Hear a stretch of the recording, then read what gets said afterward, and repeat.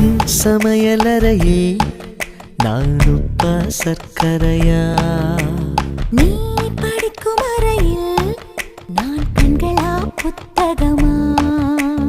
உன் சமையலறையே நான் உப்பா சர்க்கரையா? நீ படிக்கும் அறையில் நான் கண்களா புத்தகமா? நீ விரல்கள் என்றால் நான் நகமா மோதிரமா? நீ இதழ்கள் என்றால் நான் முத்தமா புன்னகையா? நீ அழகு என்றால் நான் கவியா ஓவியனா? உன் சமையலறையே நான் உப்பா சர்க்கரையா? நீ படிக்கும் அறையில் நான் கண்களா புத்தகமா?